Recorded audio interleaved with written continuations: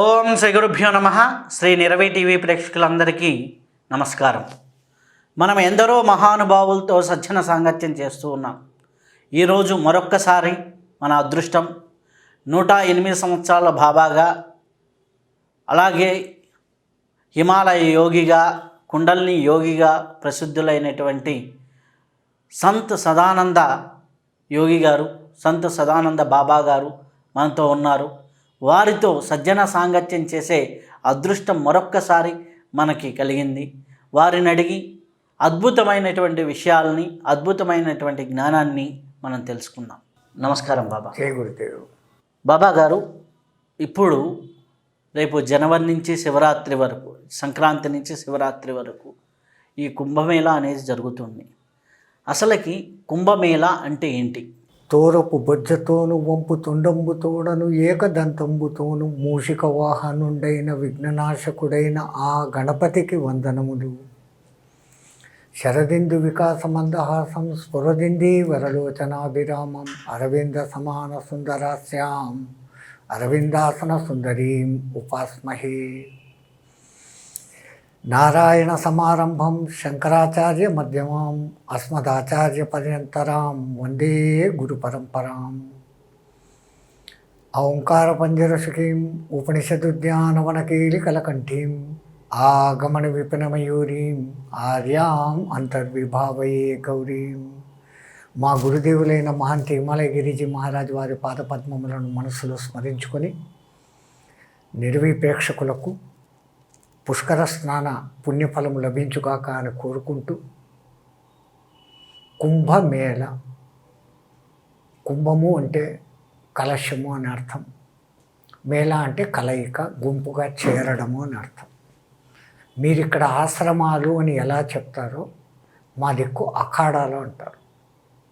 సాధు సంతుల అఖాడాలు వేరే ఉంటాయి, నాగసాధువుల అఖాడాలు వేరే ఉంటాయి, అఘోరీల అఖాడాలు వేరే ఉంటాయి. వాళ్ళ గురు సాంప్రదాయాలను బట్టి వాళ్ళు అక్కడ వాళ్ళ నిష్ఠలు జరుపుకుంటుంటారు.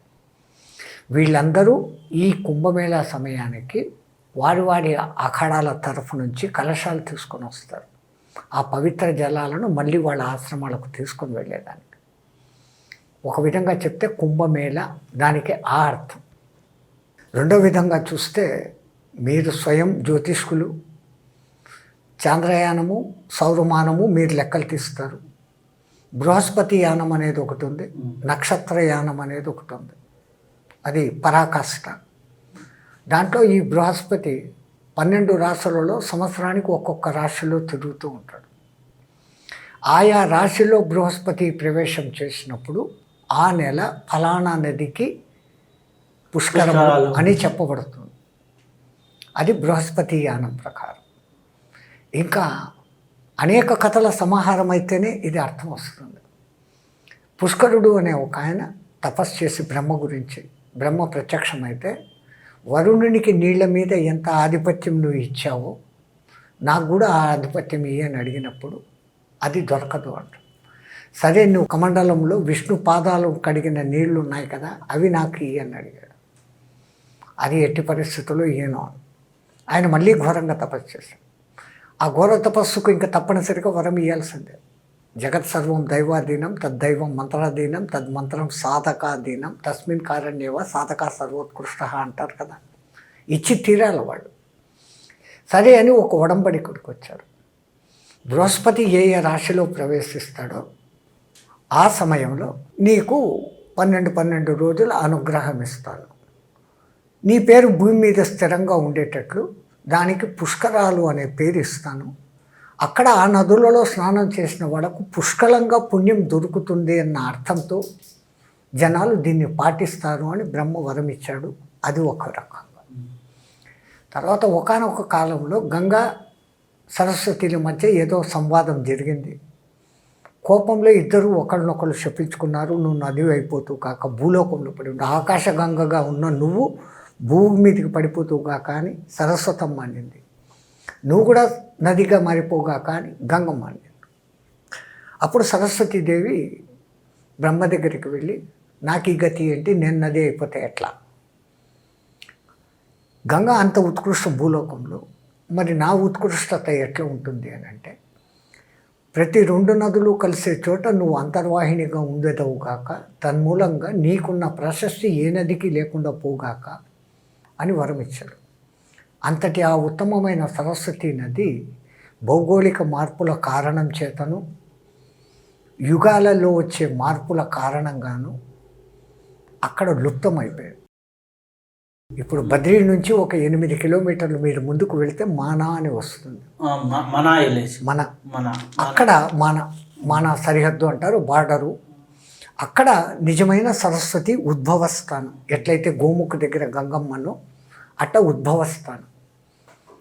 తర్వాత ఈ శాపాల మూలంగా ఆమె అంతర్వాహినిగానే ప్రవహించి ప్రతి నదిలో చేరాలా అనే ఉద్దేశంతో ఆమె అక్కడ గుప్తమైపోయింది. కొంచెం దూరమే ప్రవాహం కనపడుతుంది, అలకనందాలా కలిసిపోతుంది. తర్వాత అక్కడ నీళ్లు బండ లోపలికి వెళ్ళిపోతుంది, ఇంకా అక్కడి నుంచి అదృశ్యమే, కనపడదు. కలుస్తుంది అని అంటారు అంతవరకే. కానీ ఆమె ప్రాశస్తత ఎట్లా అంటే, అది మొత్తానికి ప్రతి పుష్కరములోనూ తాను అంతర్వాహిని అయి వస్తుంది. అట్లాగానే ప్రతి 2 నదుల సంగమం జరిగిన చోట దాన్ని ప్రయాగ అని పిలువబడతాం. ఈ ప్రయాగాల అన్నిట్లోకి అలహాబాద్ ప్రయాగ గొప్పగా చెప్పబడుతుంది. ప్రయాగ రాజ్ అంటారు దాన్ని. మిగతా చోట్ల ప్రయాగ అంటారు. ఎక్కడ 2 నదులు కలిసినా అక్కడ సరస్వతి అంతర్వేణిగా ఉంటుంది, అంతర్వాహినిగా. దీన్ని ప్రయాగ రాజ్ అనడానికి కారణమేమి? బ్రహ్మ తాను సృష్టి మొదలుపెట్టేదానికి ముందర అక్కడ యాగం చేశాడు ఆ ప్రదేశంలో, అందుకని దానికి ఆ ప్రశస్తి. ఇంకా రెండవది, ఈ దేవదానవులు అమృతం కోసం ప్రయత్నం చేసి నానా ప్రయత్నాలు చేసి అమృతం పొందినాక మాకు కావాలా అని ఒకడొకడు లాక్కుని మొదలుపెట్టారు, యుద్ధం చేసుకున్నారు. 12 రోజులు మహాయుద్ధం జరిగింది. వాళ్ళ కాలమానం, దేవతలకు మనకు కాలమానంలో వాళ్ళకు 1 రోజు, మనకు 1 సంవత్సరం, మనకు 1 నెల, పితృదేవతలకు 1 దినం. ఆ లెక్కలు ఉన్నాయి కదా. ఆ లెక్కల ప్రకారంగా మనకు 12 ఏళ్లకు ఒకసారి ఆ అమృత బిందువులు ప్రత్యేకించి 4 చోట్ల పడ్డాయి. ఫస్ట్ పడింది ప్రయాగరాజులో, తర్వాత హరిద్వార్లో, తర్వాత ఉజ్జయినిలో, తర్వాత నాసిక్లో. ఆ విధంగా పడి ఈ పుణ్య నదులు ఈ 4ంటికే ఆ ప్రాశస్తం వచ్చా అని మిగతా నదులన్నీ మళ్ళీ బ్రహ్మను వేడుకున్నాయి. మేము కూడా జీవనదులము, వాటి 4టికే ఆ ప్రాధాన్యత ఇస్తే అట్లా మాకు కావాలా అంటే 12 నదులకు బ్రహ్మగారు అన్ని లెక్క కలిపి ఈ 4ంటికి అంటే నర్మదా, గోదావరి, కావేరి, ప్రణీత, బ్రహ్మపుత్ర, సింధు, ఇట్లా ప్రతి నదికి స్థానం ఇచ్చారు. ఆ బృహస్పతి ఈ 12 రాశులలో తిరుగుతోంది కాబట్టి 12 నదులకు ఒక్కొక్క సంవత్సరం క్రమబద్ధీకరణంగా పుష్కరాలు జరుగుతాయి. మీ ఆంధ్రప్రదేశ్ చేసుకున్న అదృష్టము, గోదావరి పుష్కరాలు అయిన తర్వాతి సంవత్సరమే కృష్ణా పుష్కరాలు వస్తాయి. అద్భుతంగా నాకు తెలిసినంత వరకు ఇది. కుంభమేళాకి మహాకుంభమేళాకి తేడా ఏంటి? అసలు కుంభమేళ 4 ఏళ్లకు ఒకసారి సాంప్రదాయబద్ధంగా అక్కడున్న వాళ్ళు చూసుకుంటారు. అదంత ప్రామాణికంగా ఎక్కడ బయటపడదు. 12 సంవత్సరాలలో 6 సంవత్సరాలు అన్నదాన్ని అర్ధ కుంభమేళ అని చేస్తారు. 12 ఏళ్లకు మహాకుంభమేళ అనే పేరు మీద పిలిచి చేస్తారు. ఆ మహాకుంభమేళ అనేది ఈ 4 అమృత బిందువులు పడిన ప్రధాన ప్రాంతాలలోనే మహాకుంభమేళ అంటారు. మిగతా చోట్ల కేవలం కుంభమేళ అంటారు.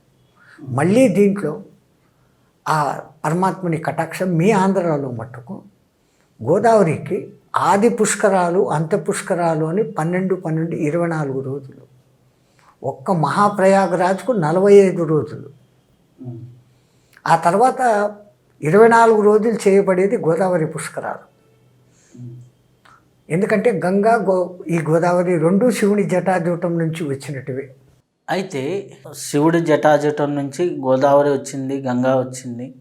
అలాగే శివుడి అనుజ్ఞతో నర్మదా నది ఉజ్జయినిలో రావడం జరిగింది. అయితే ఈ కుంభమేళాలో స్నానం చేస్తే మోక్షప్రదము, పుణ్యప్రదము అంటారు. ఎందుకు పుణ్యప్రదము, ఎందుకు మోక్షప్రదము, దాని వెనుక కేవలం ఆ అమృత బిందువులు పడ్డ ఆ వాటర్ని సేవించడమా, దాంట్లో స్నానం చేయడమా, లేకపోతే అది అక్కడ స్నానం చేయడం వల్ల వచ్చేటటువంటి శారీరక మార్పులేంటి, ఆధ్యాత్మిక మార్పులేంటి? గంగ లాంటి నది హిమాలయాలలో నుంచి మొదలుపెట్టి ప్రయాణమై అలహాబాదు వచ్చేంత లోపల ఎన్నో ఖనిజపు శిలలను రాసుకొని, ఎన్నో మూలికా చెట్ల యొక్క వేర్లను రాసుకొని ఆ ఒరిపిడితో వస్తుంది. అది ఆరోగ్యప్రదం. సాధారణంగానే గంగకు ఆ శక్తి ఉంది. ఎప్పుడైతే బృహస్పతి ఈ గ్రహరాశులలో ఆ రాశిలోకి వచ్చినప్పుడు మిగతా గ్రహాల యొక్క కిరణాలు కూడా మొత్తము ఆ టయానికి అక్కడ ఆ నది మీద పడతాయి. సర్వ తీర్థాలు అక్కడ ఏకీకృతమవుతాయి అంతర్వాహినులుగా. ఈ కారణం చేత ఆ ముహూర్తంలో అక్కడ స్నానం చేయడం గొప్పది అని ఆ అలహాబాద్ ప్రయాగరాజులో 5-6 గొప్ప దినాలను లెక్క చేసి పెట్టుకున్నారు. ఒక్కటి, ఆ బృహస్పతి ఆ రాశిలో ప్రవేశించిన కారణంగా చేసపడే షాహీ స్నానాలు. షాహీ స్నానాలు అంటే రాజస్నానాలు అని మీ భాషలో అంటారు, మా దిక్కు మేము షాహీ స్నానము అంటాం. ఆ రెండవది మకర సంక్రమణం, సూర్యుడు ఉత్తరాయణంలోకి ప్రవేశించే పుణ్యకాలం. ఆ తర్వాత మాఘ పౌర్ణమి అని ఒకటి, మౌని అమావాస్య అని ఒకటి, మహాశివరాత్రి అని ఒకటి. ఈ కొన్ని ప్రత్యేక పర్వదినాలు ఆ విశిష్టతను కలిగి ఉంటాయి. ఓకే, ఆ రోజుల్లో ఇంకా ఎక్కువగా స్నానాలు ఆచరిస్తారు. ముఖ్యంగా మనకు అత్యంత దగ్గర ఉన్నవాడు చంద్రుడు కాబట్టి ఆ చంద్ర ప్రభావము ఆ టైంలో చాలా ఎక్కువ ఉంటుంది. చంద్రుడు మనస్సుకు అధిపతి అని అంటారు. ఆయన విరాట్ పురుషుని వర్ణనలో మనసు చంద్రాజాయత అనేసి అని అన్నారు. తో మనస్సును ప్రభావితం చేసే ఆ చంద్రుడి కిరణాలు ఆ రోజు అక్కడ ఎక్కువ ఉండటము, ఆయన కరుణ ఉండటంతో ఆ రోజులలో అక్కడ స్నానం చేస్తే, ఆ పుణ్యదినాలు మొత్తం 12 దినాలు స్నానం చేస్తే ఆ చంద్రుని యొక్క ఆశీర్వాదము, కరుణా కటాక్షం కలిగి ఆయన నుంచి వస్తున్న ఆ కిరణ శక్తి మనలోకి ఇంకా బాగా నిబిడీకృతమవుతుంది. అందుకని అట్లా పెడతారు. అయితే ఈ కుంభమేళాలో నాగసాధువులు యొక్క ప్రాశస్త్యం ఏంటి? నాగసాధువులు, కుంభమేళా అనగానే నాగసాధువులు, అఘోరీలు అంటారు కదా, వీళ్ళ యొక్క ప్రాశస్త్యం ఏంటి? వాళ్ళు చేసేది ఏంటి? అక్కడ ఆచరించే యజ్ఞాలు కానీ, యాగాలు కానీ, యోగ సాధనలు కానీ ఎలా ఉంటాయి? ఇప్పుడు ప్రపంచంలో ఎన్నో రకాల సాధు సాంప్రదాయాలు ఉన్నాయి. భారతి, సరస్వతి, అరణ్యక, పూరి, ఆనంద లాంటి సాంప్రదాయాలు ఉన్నాయి. వీళ్ళందరూ యతులు, సన్యాసులే. పీఠాధిపతులు ఉన్నారు మీ దిక్కు, మా దిక్కు అఖాడాధిపతులు. వీళ్ళదంతా ఒక నియమానుసారమైన పద్ధతులు. ఇంకా కఠినమైన నియమాలు నాగసాధువులవి, అఘోరాలవి. వాళ్ళందరూ కోరుకునేది, సన్యాసి ఎప్పుడు ఏం కోరుకుంటాడు? లోకా సమస్త సుఖినో భవంతు, సర్వే జనం సుఖినో భవంతు. ఈ రెండే అతను కోరుకునేది. ఆ ఉద్దేశంతోనే వాళ్ళు అక్కడికి వచ్చి, మేము పునీతులం అవడం కాకుండా ఇక్కడ స్నానం చేసిన ప్రతి ఒక్కడు పునీతుడు కావాలా అనే సంకల్పం చేసుకొని వస్తారు.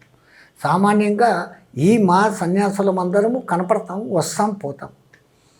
వీళ్ళల్లో కొంతమంది ఉంటారు 100 సంవత్సరాల నుంచి ఉన్న మహానుభావులు. వాజీకరణ విద్య అని ఏదో అంటారు, కానీ వాళ్ళు మంత్రశాస్త్రంతోనే వాళ్ళ శరీరాలను భద్రంగా పెట్టుకున్నారు, 100 ఏళ్ళుగా ఉన్నవాళ్ళు. అటువంటి మహానుభావులు కొంచెం ఒక 70-80 మంది నాగసాధువులు, ఒక 70-80 మంది అఘోరాలు, యాక్చువల్ వాళ్ళు వస్తారు. వాళ్ళ అనుయాయులు, వాళ్ళ శిష్యులు, ఇవన్నీ లెక్కలేస్తే కొన్ని 100,000 మంది అవుతారు. ఆ కోట్ల మందిలో వీళ్ళు. కానీ వీళ్ళు వచ్చేది పోయేది ఎవరికి కనపడదు. వాళ్ళు శరీరాన్ని కణ వికిరీకరణ అనే ఒక విద్య ద్వారా సాధిస్తారు. నేటి ఆధునిక కాలంలో టెలిపోర్టేషన్ అనే ఒక టెక్నాలజీ వచ్చింది. మానవుడికి అంత కణాల సముదాయమే, కణాలను విడదీసి మళ్ళీ కలిపితే మళ్ళీ అట్లే అవుతుంది అన్న టెక్నాలజీని, అది ఆ పేరు అంటారు. ఆ టెక్నాలజీకి ఇంకొంచెం హై స్థాయి టెక్నాలజీ వాళ్ళది. అది మంత్రంతో జరిగే క్రియ, ఇక్కడ ఇది యంత్రాలతో జరిగే క్రియ. టెలిపోర్టేషన్ అంటే ఇప్పుడు ఇక్కడి నుంచి ఒక చిత్రాన్ని, ఇప్పుడు ఇది గీస్తూ ఉన్నారు కదా, బొమ్మలు గీస్తున్నారు, అన్నీ చేస్తున్నారు కదా. 3D ప్రింటింగ్, టెలిప్రింటింగ్ అని చేస్తున్నారు. తయారైపోతాండి, బిల్డింగులు కట్టేస్తాడు. అట్లాంటిదే టెలిపోర్టేషన్ అనబడి ఈ చెప్పే విద్య లాంటి వీళ్ళకి తెలిసిన ఈ సైన్స్కి తెలిసిన ఇది వాళ్ళకు దానికి అతీతమైన ఇంకా గొప్ప శక్తితో కణ వికిరీకరణ చేస్తారు. ఫ్రాక్షన్ ఆఫ్ సెకండ్లో కనపడకుండా పోతాం. ఎన్నో ఏండ్లుగా ఇది జరుగుతుంది. ప్రతి కుంభమేళాకు అసలు వీళ్ళంతా ఎక్కడి నుంచి వస్తారు అని చూస్తారు. ట్రైన్లలో కనపడరు, ఏరోప్లేన్లో రారు, బస్సుల్లో రారు. కానీ ఆ షాహీ సాహెబ్ ముహూర్తానికి ఈ మచ్చి వచ్చిన జనాల గుంపులోకి వాళ్ళు వచ్చేస్తారు. వాళ్ళ స్నానాలు చేసుకుంటారు, వెళ్ళిపోతారు. వాళ్ళ సాంప్రదాయాలు, వాళ్ళ ఆచారాలు వేరే. మనమేదో తెలియని మిడిమిడి జ్ఞానంతో వాళ్ళ గురించి వాళ్ళు అట్లా వీళ్ళు ఇట్లా అని ఎవరినో 4 తీసుకొని వచ్చి ఇంటర్వ్యూలు చేసేసి ఆడు మేము ఇట్లా మేము అట్లా అనేసి అంటాడు. వాళ్ళ గురించి వాళ్ళకు మాత్రమే తెలుసు. వాళ్ళు కేవలము శివ కైంకర్యమైన మహానుభావులు, శివదూతలుగా మారిపోతారు. 12 ఏళ్ళు కొంచెము ఒక సాధన, దాంట్లో పాస్ అయితే మళ్ళీ 12 ఏళ్ళు ఇంకో రకం సాధన, దాంట్లో పాస్ అయితే 12 ఏళ్ళు ఇంకో సాధన. ఇట్లా 12 ఏళ్ళు వాళ్ళ చేత చేయిస్తే అప్పుడు వాడు నిష్ణాతుడవుతాడు, ఆ స్థాయికి వస్తాడు. అయితే ఈ కుంభమేళాలో చాలామంది యోగ దీక్షలు ఇస్తూ ఉంటారు, యోగా అభ్యాసాలు చేయిస్తూ ఉంటారు. ఒక్కొక్క అఖాడాకు సంబంధించి ఒక్కొక్క పెద్ద పెద్ద టెంట్లు లాగా అంటే వేసుకొని పెద్ద పెద్ద తంబులు వేస్తారు అని అంటారు. అక్కడ నిరతాన్న దానాలు జరుగుతాయి, గోష్ఠులు జరుగుతాయి. తద్వారా నాకు తెలిసింది ఎంత, మీకు తెలిసింది ఎంత, ఇంకా నేను తెలుసుకోవాల్సింది ఎంత అన్న విషయం బయటపడుతుంది. అక్కడ ఆయా లెవెల్ వాళ్ళతో వాళ్లకు ఆ గోష్ఠులు జరుగుతూ ఉంటుంది. ఆ తర్వాత నిరంతర అన్నదాన కార్యక్రమాలు ఒక్కొక్క అఖాడా తరఫున ఒక్కొక్కడు తంబు అని వేసుకుంటారు. ఆ అన్ని రోజులు అక్కడ ఉన్న వాళ్ళకు వాళ్ళ బట్టలు చూసుకోవడము, వాళ్ళ రక్షణ వీళ్ళదే బాధ్యత. ఎవరు వచ్చినా కానీ లేదు అనుకుంటే పిలిచి భోజనాలు పెడతారు. హల్వా చేస్తారు, రొట్టెలు కాలుతూ ఉంటాయి, ఏదో సబ్జీ చేస్తారు.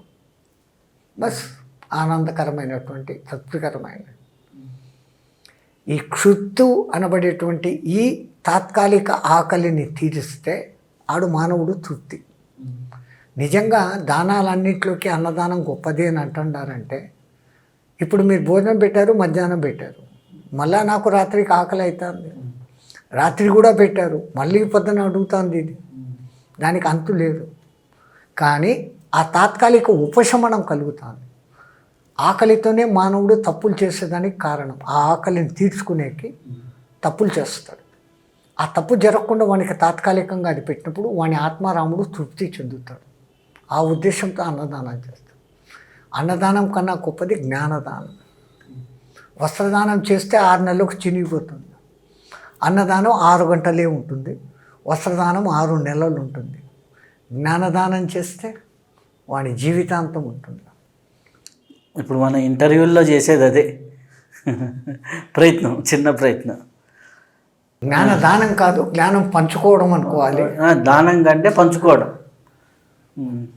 ఈ కుంభమేళాని ఎంఎస్కో వాళ్ళు కానీ ప్రపంచ అంతర్జాతీయ సంస్థలు కానీ అత్యంత గొప్పదైన మానవ సమాహారంగా, లేకపోతే ఇది మన సంస్కృతికి ప్రతిబింబించే మేళగా గుర్తించారు. దీన్ని ఎలా? ఆ యునెస్కో సంస్థ పుట్టింది నిన్న మొన్న, ఇది వేల సంవత్సరాలుగా జరుగుతుంది. సరే, వాళ్ళు ఒక సంస్థగా ఏర్పడినాక దీని ఆనిపానుల గురించి వాళ్ళు రీసెర్చ్లు చేశారు, శాసనాలు చూశారు. హర్షవర్ధుని కాలపు శాసనాలలో కూడా ఇది రాయబడింది, అశోకుని శాసనాలలో కూడా రాయబడింది. అంటే క్రీస్తుకు పూర్వము నుంచి ఈ మేళాలు జరుగుతూ ఉన్నాయి అని వాళ్ళే అధ్యయనం చేసి కనుక్కొని అఖండంగా ఇన్నేళ్లుగా ఎక్కడా ఆగకుండా, ఎప్పుడు ఏ సంవత్సరము ఆగలేదు, కంటిన్యూగా జరుగుతూనే ఉన్నాయి. ప్రతి 12 ఏళ్లకు ఒకసారి ప్రయాగరాజ్, ప్రతి 12 ఏళ్లకు ఒకసారి గోదావరి, ప్రతి 12 ఏళ్లకు కృష్ణ, తుంగభద్ర, అన్ని నదులకు. ఫలానా నదికి ఈ సంవత్సరం జరగలేదు అని లేదు. ఆ కోవిడ్ అప్పుడు మానాది వచ్చింది, 70 లక్షల మంది పోయినారు అక్కడికి, ఆ చలిలోకి, ఆ ప్రాంతంలోకి. సో ఇంత అఖండంగా జరుగుతుంది. రెండవది, 3-4 కోట్ల మంది కలిసి చేసుకునే మేళ ప్రపంచంలో ఇంకోటి లేదు. 3-4 కోట్లు ఏంటి, ఇప్పుడు అది ఆ సంఖ్య 30 కోట్లకు చేరుకున్నది. ఈసారి ప్రభుత్వం వేస్తున్న, మా ఉత్తరప్రదేశ్ ప్రభుత్వం వేస్తున్న అంచనాలు, ఈ మొత్తం 45 రోజుల్లో ఇంచుమించు 40 కోట్ల మంది ప్రపంచవ్యాప్తంగా వచ్చి స్నానాలు చేస్తారు అని, దానికి తగిన ఏర్పాట్లు మా ముఖ్యమంత్రి, సెంట్రల్ గవర్నమెంట్ కూడా అంత దాన్ని ఒక ప్రతిష్టగా తీసుకొని చేస్తాను, ఎవరికి ఏ లోటుపాట్లు కాకుండా. ఎక్కువగా అక్కడ అగ్ని ప్రమాదాలు జరిగే ఛాన్సెస్ ఉంటాయి. ఎందుకని? ఎవరికి వాళ్ళు నెగళ్ళు వేసుకుంటారు. ఇప్పుడు చలి, గుడారాలు ఉంటాయి, అక్కడేం పర్మనెంట్ బిల్డింగులు ఉండవు, అంటుకునే ప్రమాదం ఉంటుంది. ఈసారి దానికని ప్రభుత్వము అగ్ని ప్రమాదాలను నిరోధించే రోబోట్లను నియమించింది. రెండవది, స్నానానికని నదిలో దిగిన వాళ్ళు లోతు తెలియక ఇంకొంచెం దూరం పోతామనే ఆతురతతో ముందుకు పోయి మునిగిపోతున్నారు. ఆ చావులను అరికట్టేదానికి నీళ్ళ లోపల పనిచేసే రోబోలను పెట్టినారు. టెక్నాలజీ పెరిగింది, ఆధ్యాత్మికతకు అంత ఇంపార్టెన్స్ ఇస్తున్నారు. ఒక దిక్కు అంత బాగా చేస్తున్నారు. ఈసారి 67,000 లైట్లు ఏర్పాటు చేస్తున్నారు. రాత్రి అనే సంగతి ఎవరికీ అక్కడ తెలియదు, ఎందుకంటే స్నానాలు రాత్రి పగలు జరుగుతూనే ఉంటాయి. చేసినోడు వెళ్ళిపోతుంటాడు, చేయనోడు మునుగుతుంటాడు. తో మరి వాళ్ళకి అక్కడ చీకటి, అంధకారము, చెప్పులు కనపడకపోవడం, కింద పడడం, గాయాలు కావడం ఏదీ జరగకుండా కొత్తగా 60,000 లైట్లు, హైమాస్ట్ లైట్లు, కొన్ని వందల హైమాస్ట్ లైట్లు, దేదీప్యమానంగా ఉంటుంది అక్కడ. తర్వాత మన ఫౌజీ వాళ్ళు, అంటే మిలిటరీ వాళ్ళు అక్కడికక్కడ ఈ గ్యాస్ బ్రిడ్జెస్ అని తయారు చేస్తారు, బెలూన్ బ్రిడ్జెస్ అని. ఇమీడియట్గా తయారైతే స్ట్రాంగ్గా ఉంటాయి, ఏమీ దెబ్బతిన్నాం. అటువంటి బ్రిడ్జీల నిర్మాణం చేస్తారు. ఎక్కడ లోతు తట్టు ప్రాంతమో దాన్ని గుర్తించి అక్కడి వరకు ఆ బ్రిడ్జి వేస్తే వీళ్ళ బ్రిడ్జి మీద పోయి ఆడ దిగి స్నానాలు చేసుకొని మళ్ళీ బయటకు వచ్చేస్తారు. అంతటి వ్యవస్థ ప్రపంచంలో ఎక్కడా ఇంతగా జరగదు. కాబట్టి ఇప్పుడు ఆ పుట్టిన యునెస్కో వాళ్ళు దాన్ని వారసత్వ సంపదలు కాపాడి డిక్లేర్ చేయడమే చేస్తారు వాళ్ళు. కానీ ఇంతమంది మానవులు ఒక్క చోట ఏకీకృతమై, ఒక్కడి మధ్య ఏ చిన్న గలాట లేదు, ఒకడొకడు అక్కడ క్లాష్ ఉండదు, అంతా హరహర మహాదేవు, హరహర మహాదేవు. అంటే ఆ ప్రాంతంలో అంత జపం జరిగినప్పుడు అక్కడ ఉండే వైబ్రేషన్ కూడా ఎలా ఉంటుంది? సాధన చేసుకోవడానికి, మెడిటేషన్ ఈ మధ్య వచ్చిన ఆధునిక మిషన్లు అవి కూడా టెస్ట్ చేస్తాండ. అక్కడ అంతమంది చేరితే న్యాయంగా పొల్యూషన్ పెరగాల, కార్బన్ డైఆక్సైడ్ పెరగాల. ఒక సైడ్ హోమాలు జరుగుతుంటాయి, ఆ నెయ్యి హోమాల్లో పడటంతో ఎయిర్ ప్యూరిఫికేషన్ జరుగుతుంది. నెయ్యి ద్వారా జరిగేది సైంటిఫికల్గా ఇదే అయితే, మంత్రం ద్వారా అక్కడ నిరంతరము మంత్రఘోష జరుగుతూ ఉంటుంది. అఖాడాల నుంచి వచ్చిన మహానుభావులు, గొప్ప గొప్ప పండితులు, వేదపారాయణ ఒక దిక్కు జరుగుతూ ఉంటుంది. వాళ్ళకి నిర్దేశించిన మంత్రాలు వాళ్ళు చదువుతుంటారు. అక్కడికి పంచాయతనం వాళ్ళు మాత్రమే కాదు, అందరూ వస్తారు. బౌద్ధులు వస్తారు, జైనులు వస్తారు, సిక్కులు వస్తారు. వాళ్ళ సాంప్రదాయాల్లో వాళ్ళకు నియమించిన ఏ మంత్రాలు ఉన్నాయో అవి వాళ్ళు చాంట్ చేస్తారు. ఆ చాంట్ వైబ్రేషన్ అనేది ప్యూరిఫికేషన్ చేస్తారు.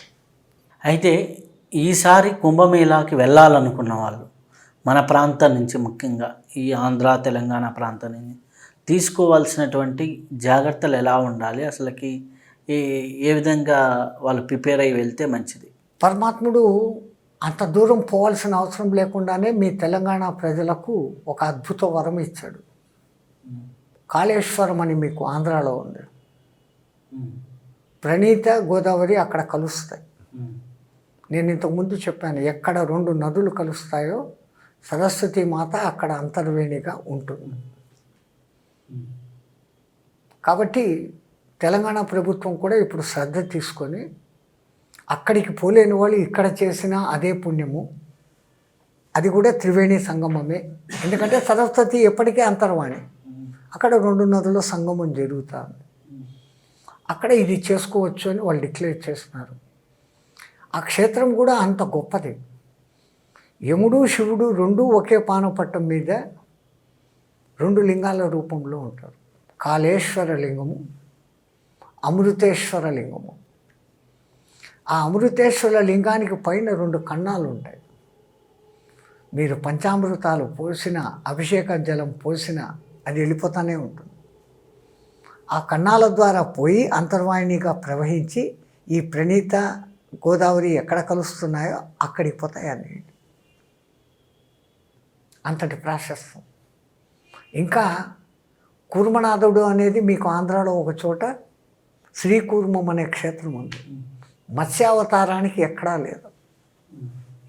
మొట్టమొదటిది మత్స్యావతారం. ఆ కాళేశ్వరంలో అక్కడ మత్స్యావతారానికి పూజలు జరుగుతాయి.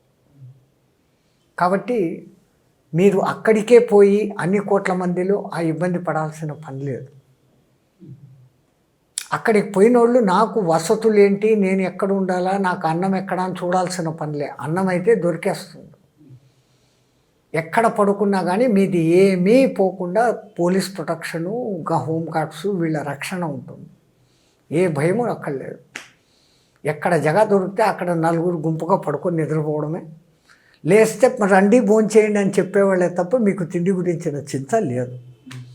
కాకపోతే ఈ ట్రైన్లు దొరకడం, బస్సులు దొరకడం, ఫ్లైట్లు దొరకడం కంప్లీట్ జామ్ ప్యాక్. రిజర్వేషన్లు దొరకవు, మొత్తం ప్యాక్డ్. అప్పుడే ముందట్టుకునే ఎంతోమంది బుక్ చేసేసుకున్నారు. అంత ఇబ్బంది పడిపోవడం ఎందుకని మీ తెలంగాణ గవర్నమెంటు ఈ మధ్య దాన్ని ప్రచారంలోకి తెచ్చింది, కాళేశ్వరం.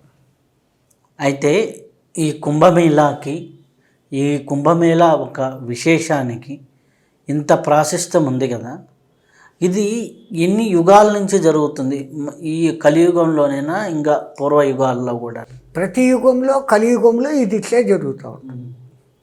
ప్రతి యుగంలో 4 యుగాలు వస్తుంటాయి. ప్రతి మహాయుగంలోనూ 4వ యుగంగా కలియుగం వస్తూనే ఉంటుంది.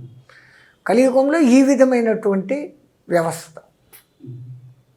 అందుకంటే అన్నిటికన్నా ముఖ్యం ఈ సరస్వతీ తత్వం. ఆమె హంసవాహినిగా ఉంటుంది లేదా నెమలి వాహినిగా ఉంటుంది. సంగీత సామ్రాజ్యాలకు రాణి. అందుకే చేతిలో వీణ అనే సంగీత సాధనము, ఒక చేతిలో పుస్తకం.